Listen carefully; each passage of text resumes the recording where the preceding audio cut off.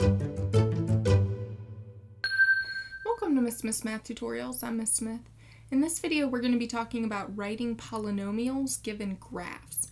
So this one kind of goes hand in hand with my video on writing polynomials given roots. This time, just instead of them telling us what the roots are, we have to look at a picture and decide what the roots are, and then move forward from there. So some things we need to lay out right at the beginning. We have different types of x-intercepts. So the first one we're going to talk about, and the one we're most used to seeing, is crossing. So when you have a blue, and I've shown this blue line just to represent a function, if you have a function that just crosses the x-axis, that means it has a multiplicity of 1. And what that means is that, like, if this crossed at, say, positive 1, then positive 1 is an answer one time. It just crosses, so it has a multiplicity of 1.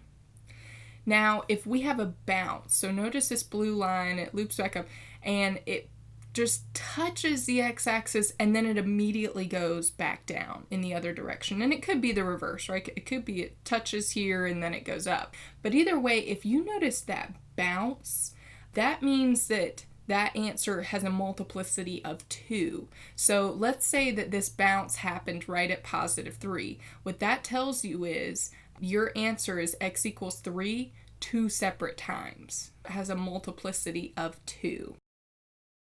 If we have something like this third example over here, so our blue line, notice that it kind of, as it crosses the x-axis, it just kind of like does this S curve and then it goes back up.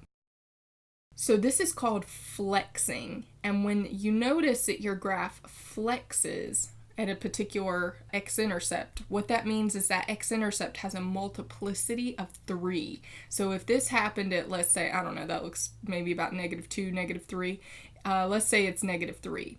So if this flexes at -3, what that means is -3 is an answer 3 different times. It has a multiplicity of 3.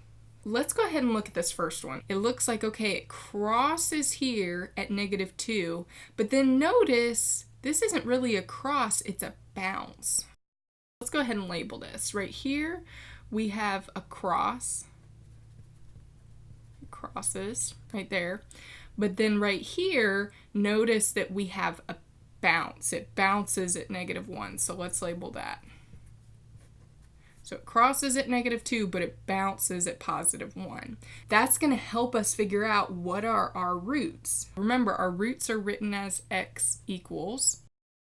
Our first root is a cross at x equals -2. That means it has a multiplicity of 1, which means we only write it one time.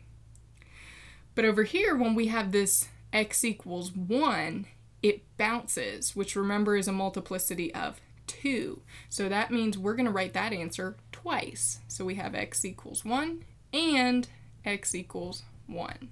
2 times for the bounce.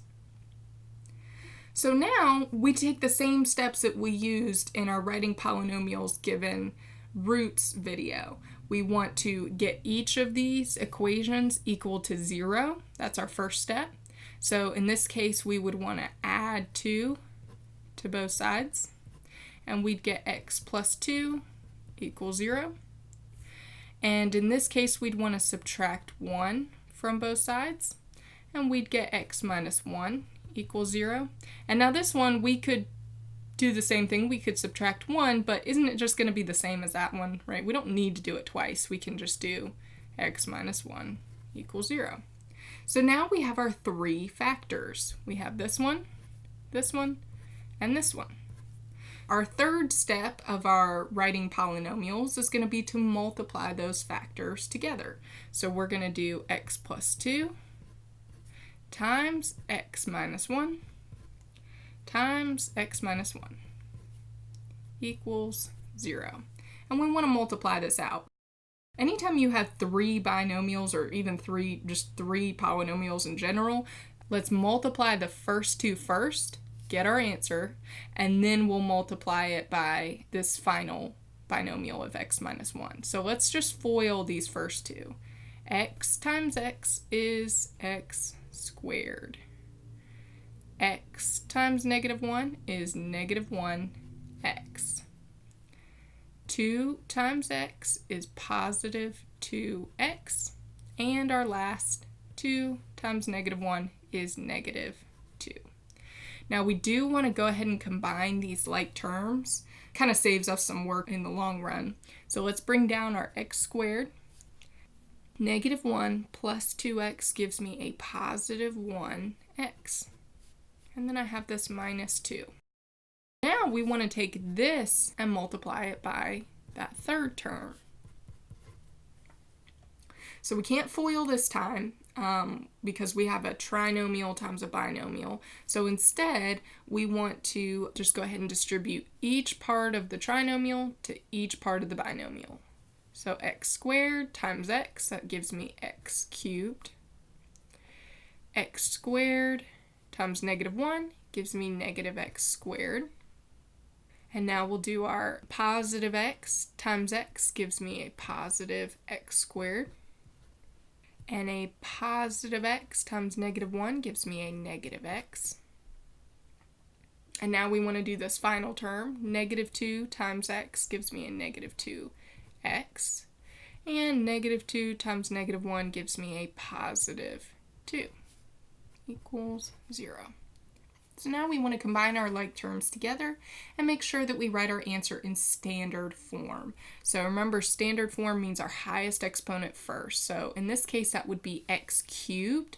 I don't have any other x cubed, so I'm just going to write that one.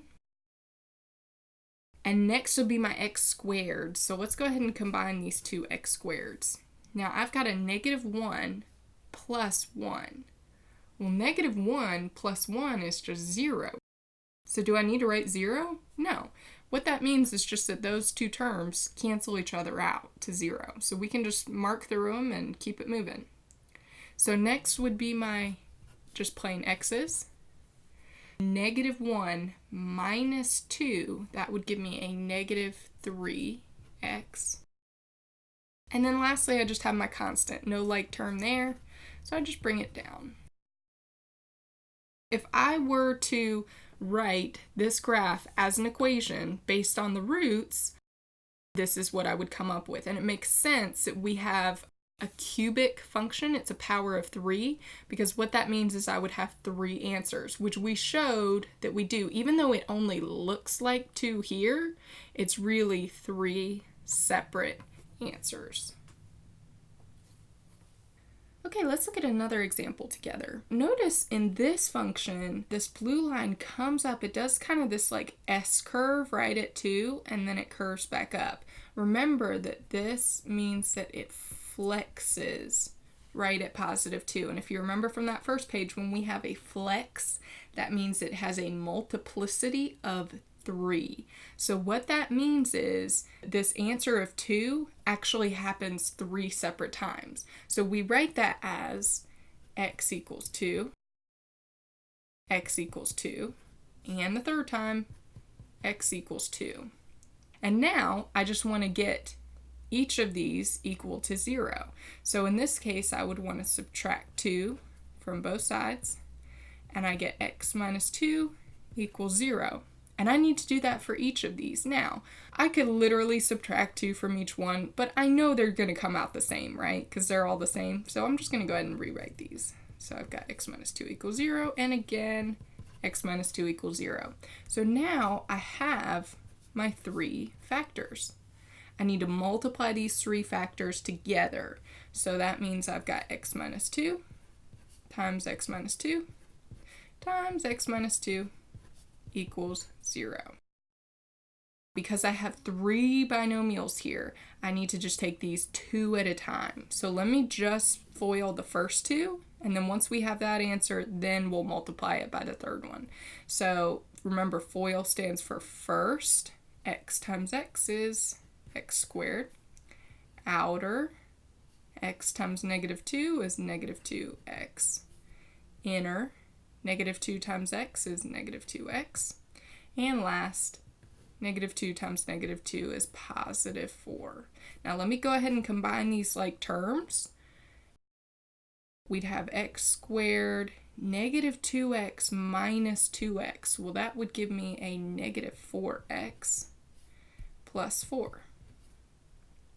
Now I'm ready to multiply this factor by this third factor, x minus 2. X squared times x is x cubed. X squared times negative 2 is a negative 2x squared. Now we'll take care of the 4x, the negative 4x. Negative 4x times x is negative 4x squared. Negative 4x times negative 2 is a positive 8x. And now our final term. So now I want to take care of this. Plus 4 times x gives me positive 4x.